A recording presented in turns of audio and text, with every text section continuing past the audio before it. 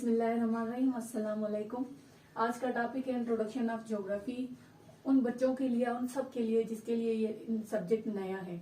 तो हम सबसे पहले ज्योग्राफी को पढ़ते हैं कि ज्योग्राफी क्या है। दूसरा ये कि इनिशियली ज्योग्राफी में कौन कौन सी चीजें समझनी चाहिए ताकि इस सब्जेक्ट को हेल्प करे। तो वो जब ग्लोबली हम डिस्ट्रीब्यूशन उसकी और उसकी स्टडी सही तरह से पढ़ेंगे, बेसिक चीजें पढ़ेंगे, तो हमें ज्योग्राफी का मतलब आराम से समझ में भी आएगा। आगे इस टॉपिक्स में जितनी भी चीजें ऐड होती जाएंगी वो due to this globe, study of this globe, हमें वो चीजें आराम से समझ में आ जाएंगी। अब इंट्रोडक्शन ऑफ ज्योग्राफी। ज्योग्राफी दो वर्ड्स की कॉम्बिनेशन है, जियो और ग्राफी। जियो means earth, graphy distribution, description. तो दो वर्ड्स का कॉम्बिनेशन है। इसमें वैसे तो सब डिवाइडेड है, लेकिन सबसे मेन जो इसकी ब्रांचेज हैं दो हैं। एक नंबर 1 फिजिकल ज्योग्राफी,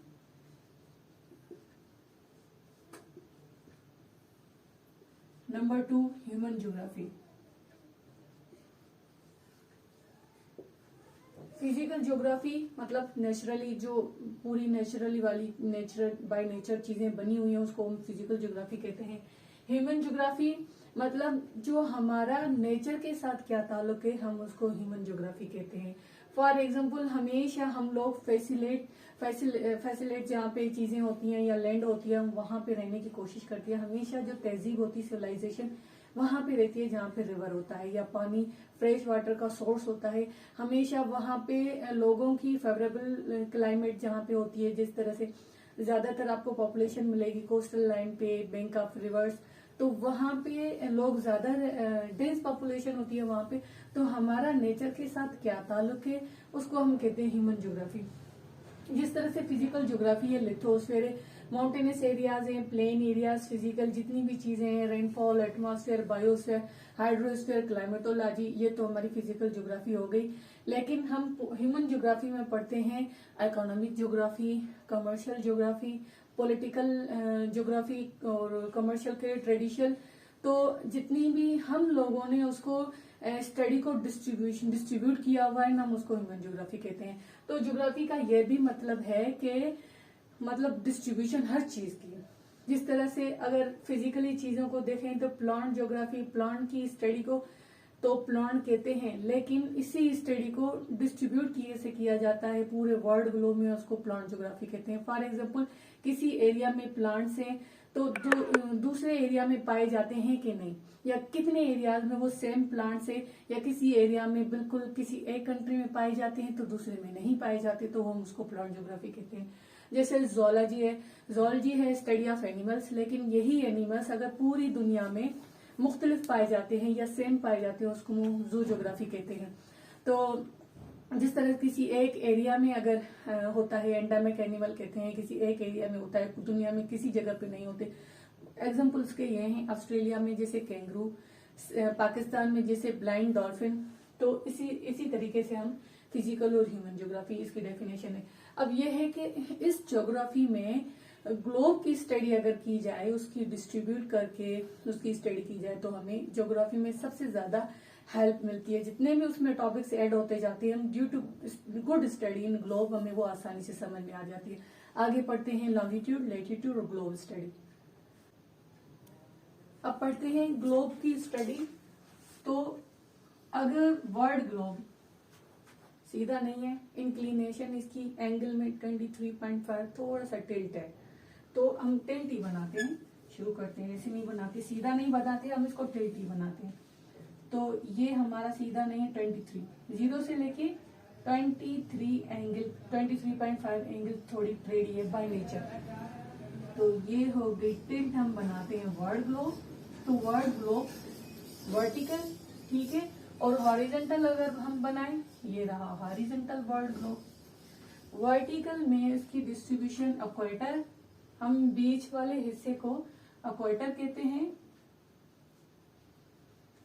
और उसके बाद ब्रोकन लाइंस होती हैं। ये हमने खुद नेचुरली, तो वर्ल्ड ग्लोब है फिजिकल मैप जिस तरह से हम बनाते हो, फिजिकली चीजें इसमें हैं, लेकिन हमने मैन मेड इसको जिस तरह से डिस्ट्रीब्यूट किया हुआ है वो मैं बता रही हूँ।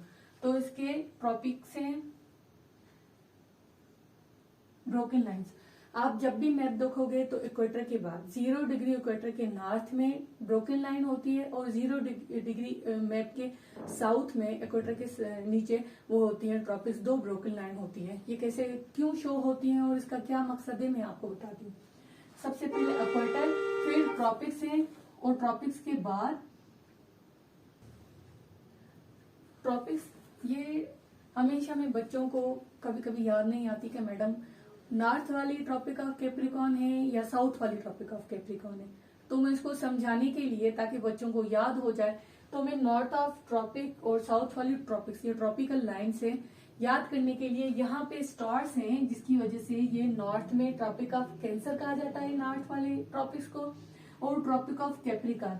इन दोनों नॉर्थ और साउथ में स्टार्स हैं, जिसकी वजह से इस ट्रॉपिक्स का पहले तो नाम दिया गया है। इसकी क्या वजह मैं बाद में बताती हूँ। तो Tropic of Cancer, Tropic of Capricorn, ना काफी बच्चों को ये याद नहीं रहता कि मैडम ऊपर वाली ट्रॉपिक ऑफ कैंसर है या नीचे वाली है। तो मैं हमेशा बच्चों को एग्जांपल देती हूँ कि कैंसर जो है हाई डिजीज है, याद करने के लिए कैंसर जो हाई डिजीज है तो वो ऊपर है, तो ट्रॉपिक ऑफ कैंसर भी ऊपर होती है, ट्रॉपिक ऑफ कैप्रिकॉर्न अंडरस्टूड है के नीचे होती है। तो इस तरह से बच्चों को याद भी हो जाता है। Tropic of Cancer, Tropic of Capricorn, ये दोनों इनके नाम है, दोनों कहलाएंगे ट्रॉपिक्स, ऊपर वाली कैंसर, नीचे वाली कैप्रिकॉर्न। तो ब्रोकन लाइन का मकसद ये है कि ये ब्रोकन लाइंस ये शो करती हैं कि स्टार के डायरेक्ट रेज जो होते हैं यहाँ पे पड़ते हैं। ये वाला मैं सर्किल लगा के आपको बताती हूँ कि सन के जो डायरेक्ट रेज हैं इन जगह पे जाते हैं। मेरा जो टीचर है सर रिजवान, वो हमेशा ये एग्जाम्पल देता था कि जो अभी तक मुझे याद है, वो कहता था कि जब आप रूम में किसी रूम में जाते हो और आपके हाथ में टार्च है, तो जहां पे आप टार्च का फेस करते हो वहां पे पूरा सर्किल बन जाता है, रोशनी पूरे रूम में जाती है। लेकिन ऑब्वियसली जब हम टॉर्च का फेस किसी जगह पे करते हैं तो वहां पे ज्यादा रोशनी जाती है। तो यही वजह है कि सन के डायरेक्ट रेज इसी जगह पे जाते हैं, जिसको हम शो करते हैं tropics, Tropic of Cancer, Tropic of Capricorn. तो इसका मतलब ये होता है, ये मैप में हमने खुद इसको डिस्ट्रीब्यूट किया हुआ है समझने के लिए, ग्लोब को समझने के लिए। ये तो ट्रॉपिक्स है और ये इक्वेटर है। ऊपर वाले हिस्से को नॉर्दर्न हेमिस्फीयर कहते हैं, नीचे वाले आधे हिस्से को साउदर्न हेमिस्फीयर कहते हैं, और टॉप वर्ल्ड ग्लोब को नॉर्थ पोल कहते हैं, और नीचे वाले हिस्से को हम कहते हैं साउथ पोल। ये डिस्ट्रीब्यूशन वर्टिकल हो गई। आगे बढ़ते, ये हॉरिजॉन्टल, सॉरी ये हॉरिजॉन्टल डिस्ट्रीब्यूशन है, जिसके नेम से टॉप हिस्से को नॉर्थ पोल और Tropic of Cancer, Tropic of Capricorn, equator, दूसरा साउथ पोल, आधे आधे हिस्से को नॉर्दर्न हेमिस्फीयर, नीचे वाले आधे हिस्से को साउदर्न हेमिस्फीयर। ये मैं बाद में बताती हूँ कि इक्वेटर के बाद ऊपर लेटीट्यूड लॉन्गिट्यूड रन कैसे करती हैं और वो कितनी होती हैं, वो आगे पढ़ते हैं। अब ये उसके बाद वर्टिकल हॉरिजॉन्टल डिस्ट्रीब्यूशन ये है, ये वर्टिकल डिस्ट्रीब्यूशन, दूसरी ये हॉरिजॉन्टल डिस्ट्रीब्यूशन, वर्टिकल डिस्ट्रीब्यूशन, ये वर्टिकल डिस्ट्रीब्यूशन बीच वाली लिख देती हूँ। वर्टिकल ये उसके नेम से डिस्ट्रीब्यूट करें वर्टिकल, तो ये उसके नेम से, ये है हॉरिजॉन्टल वे, ये हॉरिजॉन्टल डिस्ट्रीब्यूशन ऑफ ग्लोब और उसके टर्म्स, ये वर्टिकल डिस्ट्रीब्यूशन ऑफ ग्लोब और उसके टर्म्स। इसको कहते हैं प्राइम मेरिडियन। प्राइम मेरिडियन इस लाइन को कहते हैं जो कि 0 डिग्री लॉन्गिट्यूड होती है। दूसरा ये इस वाले आधे हिस्से को हम कहते हैं वेस्टर्न हेमिस्फीयर, इस वाले इस वाले आधे हिस्से को हम कहते हैं ईस्टर्न हेमिस्फीयर, और इस वाले आधे हिस्से को हम कहते हैं वेस्टर्न हेमिस्फीयर। तो ये उसके नेम्स हो गए। अब हम आगे पढ़ते हैं लेटीट्यूड और लॉन्गिट्यूड डिग्रीज। ये लेटीट्यूड और लॉन्गिट्यूड डिग्रीज बहुत आसान होती हैं, लेकिन इसके लिए थोड़ा वक्त निकालना पड़ता है। उससे ये अगर बॉक्स की तरह होती हैं, बच्चे अगर एक दफा 2-3 दिन इसको लगा के और पढ़ लेना तो ज्योग्राफी की बेसिक चीजें सारी याद हो जाती हैं। अगर 6 वाला बच्चा आराम से समझ सकता है, जो आगे इस सब्जेक्ट को अपने फ्यूचर में लेके जाए तो सबसे बेहतर है, क्योंकि ज्योग्राफी 6 में तो हम पढ़ते हैं, 7th में भी पढ़ते हैं, 8th में भी पढ़ते हैं।